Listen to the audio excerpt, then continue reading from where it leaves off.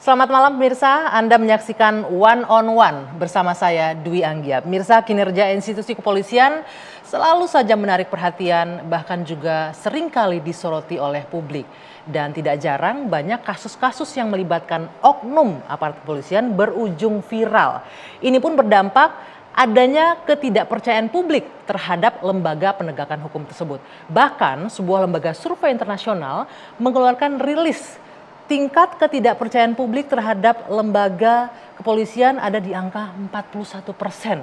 Apalagi mungkin Anda juga mengikuti belakangan banyak kasus yang ramai diperbincangkan. Salah satunya adalah kasus dugaan pemerasan dan juga penyalahgunaan wewenang yang dilakukan oleh AKBP Bintoro, Kasat Reskrim dari Polres Jakarta Selatan.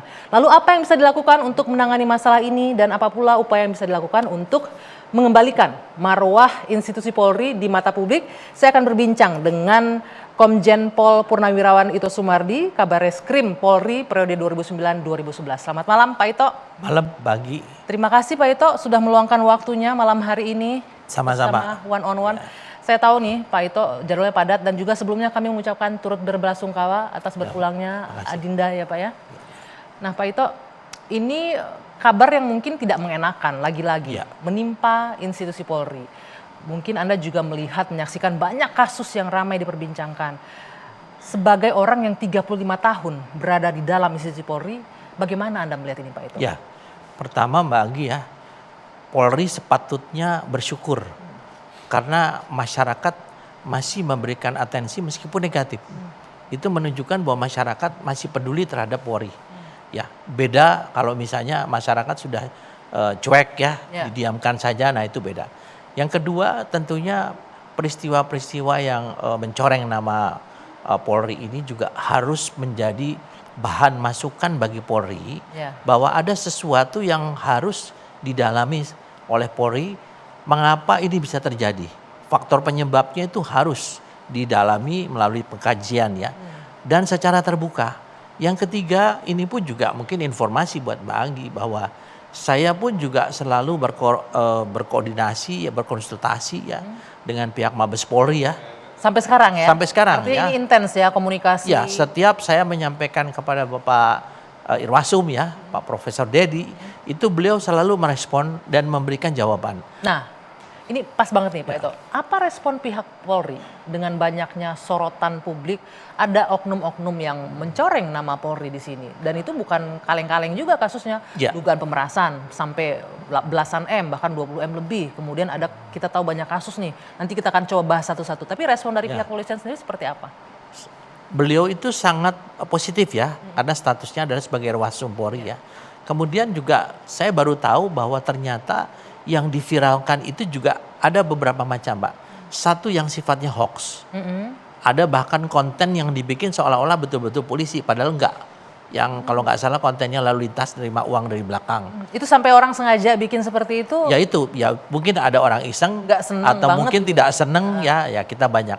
Yang kedua, ada yang memang masih didalami karena ternyata kasus itu terjadi tetapi dibesar-besarkan, di blow up.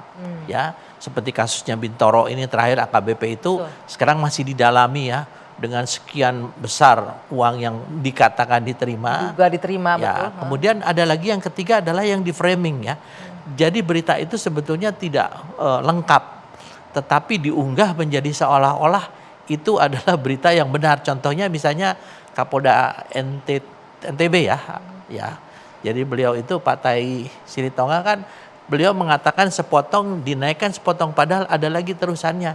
Dan kalau kita melihat secara lengkap ternyata tidak sesuai dengan itu. Nah, ini menunjukkan bahwa masyarakat itu ada yang memang betul-betul cinta kepada polisi untuk memberi masukan, tapi ada juga masyarakat yang ingin menjatuhkan, ya. Ada juga masyarakat yang mungkin iseng gitu ya, menyampaikan agar polisi juga istilahnya institusi ini akan menjadi tercoreng ya, tapi ini semuanya adalah masukan yang bagus ya bagi polisi untuk bisa bagaimana berbenah ya. Sebelum Pak Ito kita masuk case by case, sebelum kita masuk lebih dalam nih kasus Bintoro dan lain-lain, ini juga saya juga ada hal yang menarik perhatian saya. Lembaga survei internasional yang saya bilang tadi, Ipsos, menyebutkan ini angka ketidakpercayaan loh ini dari publik di tanah air itu 41%. itu hampir mendekati 50%. Artinya sebegitu besar rasa tidak percaya publik terhadap institusi penegakan hukum loh Pak itu. Mana lagi lembaga kita untuk meminta bantuan hukum dan lain-lain gitu. Ya.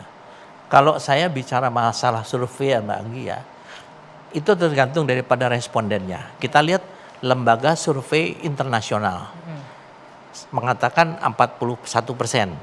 Kemudian lembaga survei nasional, Litbang Kompas yang kredibel ya, yang kita bisa tahu bagaimana kredibilitasnya itu mengatakan bahwa angkanya itu justru 67%.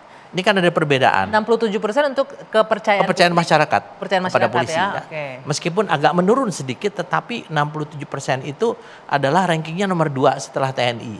Oke. Ya, jadi tanggal 24 Januari kemarin Pak Irwasum ya, yang beliau juga masih SDM, telah menyelenggarakan fokus group discussion tentang bagaimana kinerja Polri.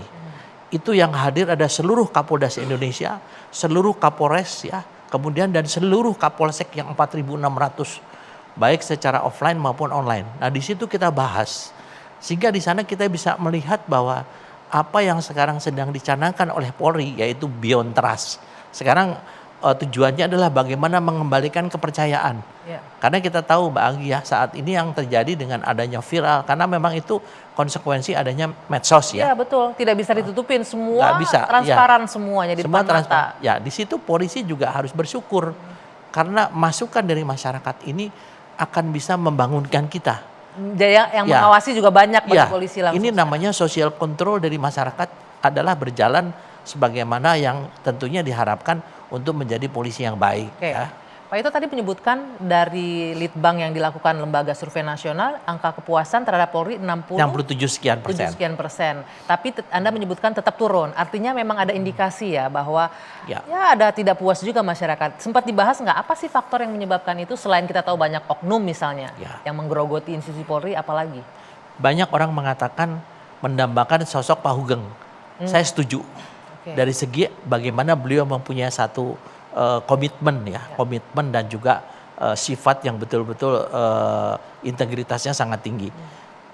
Tapi kalau kita melihat daripada dinamika kehidupan masyarakat Mbak Anggi ya, itu tentunya jauh berbeda dengan dulu dengan sekarang.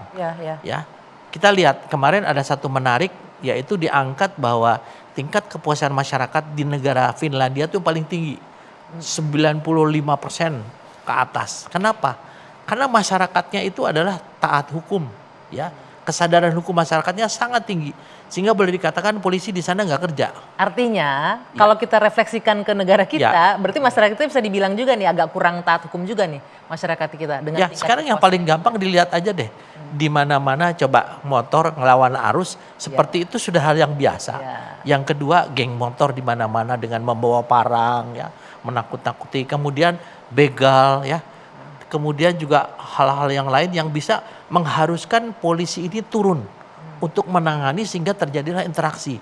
Nah interaksi ini kan tentunya bisa berakibat berpotensi terjadinya tindakan kekerasan, dianggap melanggar hukum dan sebagainya. Tapi tidak menutup kemungkinan juga banyak yang mencari-cari. Jadi kemarin itu dibahas dalam FGD, masih banyak ditemukan yang namanya istilahnya kalau bisa dipersulit kenapa dipermudah.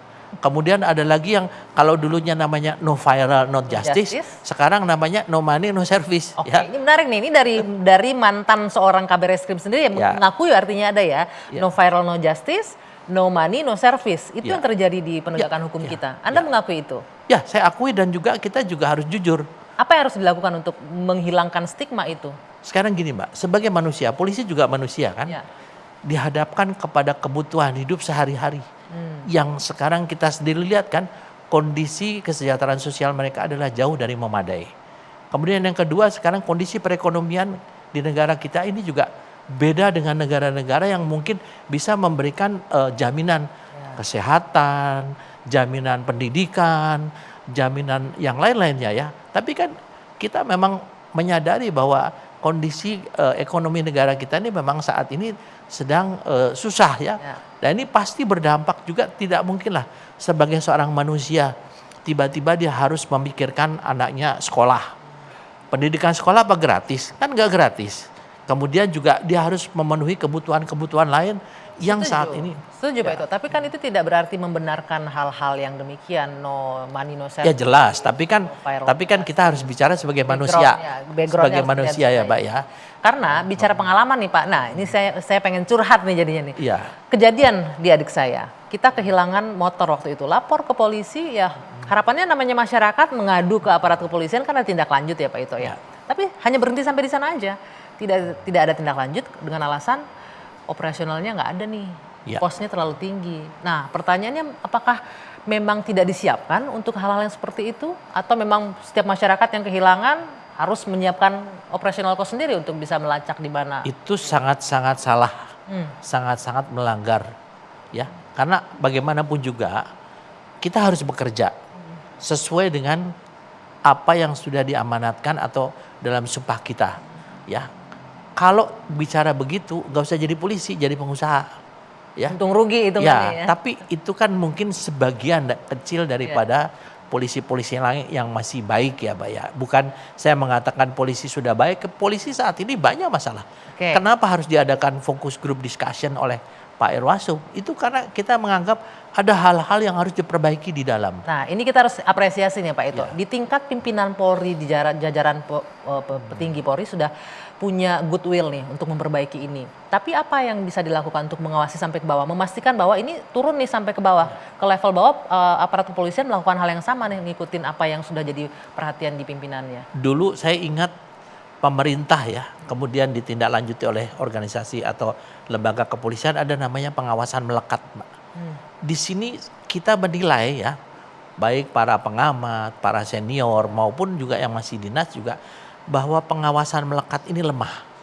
Ya, karena tidak mungkin seorang Kapolres harus ngecek satu-satu misalnya kasus yang ditangani oleh anak buahnya. Itu yang ditanyakan juga untuk kasus AKBP Bintoro. Apakah Kapolres ini loh? Kita lihat dulu. Karena Kapolres ini kan bukan hanya masalah kasus saja. Dia ada masalah intelijen, masalah sabara, lalu lintas dan lain sebagainya. Jadi begitu ini muncul viral, maka akhirnya Kapolres mengambil keputusan. Kenapa ini sekian bulan tidak ditangani? Harus segera ini yang tadi saya katakan. Ini satu bentuk dengan adanya media sosial sekarang ini sangat membantu bagaimana Pengawasan wajah ya. polisi. Ya. Wajah polisi. Jadi sosial kontrol itu tidak perlu orang itu memunculkan karena mungkin ada dampak dia takut dan lain sebagainya. Munculkan aja selesai. Tapi itu sampai saat ini Pak Kapolri sangat komitmen. Setiap namanya ada viral ya di medsos itu harus Langsung ditindaklanjuti. Ya, tapi ini kan terjadi terus, Mbak ya. Betul, dan kita berharapnya jangan nunggu viral dulu baru ditindaklanjutin ya Pak ya. Ya. Kita berharapnya begitu kita ngelapor ke polisi langsung ditanganin tanpa Setuju. harus viral gitu loh. Jangankan Mbak Anggi, ada satu cerita.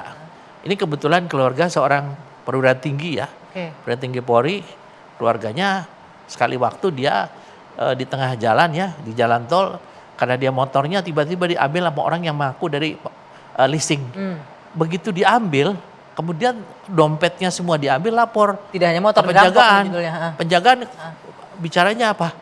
Kalau gitu kamu kembali lagi ke TKP, nanti minta pernyataan dari ketua RT. Ini sangat konyol. Ya, orang disuruh balik lagi ke TKP, Akhirnya- habis lapor ke polisi balik lagi sendiri. Ya akhirnya keluarganya atau omnya ini telepon kepada Pak Kapolres. Pak Kapolres kemudian ngecek ke Polsek, Kapolseknya sendiri langsung ke sana. Nah pertanyaan saya, bagaimana dengan orang yang nggak tidak punya punya akses. Betul. tidak punya hubungan keluarga seorang petinggi Betul. Polri atau petinggi TNI? Betul sekali. Nah, Nah ini kan berarti ada sesuatu yang keliru, yaitu adanya diskriminasi tebang pilih dalam atau pelayanan. kemalasan. Betul. Kemudian kemarin dibahas Pak, semua ini adalah akibat dari apa? Dari pendidikan. Orang sekarang mengatakan, kenapa polisi cuma sekian bulan sudah jadi polisi? Saya balik sekarang, seberapa banyak negara bisa menyediakan anggaran untuk mendidik Pendidikan. polisi yang misalnya minimal 1 tahun atau 2 Oke. tahun? Oke. Itu kan pengaruh juga kan Pak? Baik. Baik, ini menarik nih Pak Ito. Tadi juga Anda menyinggung soal kasus Bintoro. Kita akan masuk sana ke dalam ya. Bagaimana untuk memberikan servis tanpa tebang pilih atau bahkan menghindari pemerasan. Kita akan memperdalam ini terkait juga dengan kasus AKBP Bintoro. Usai jeda sesaat lagi. oke. One on One akan kembali untuk Anda pemirsa. Tetaplah bersama kami.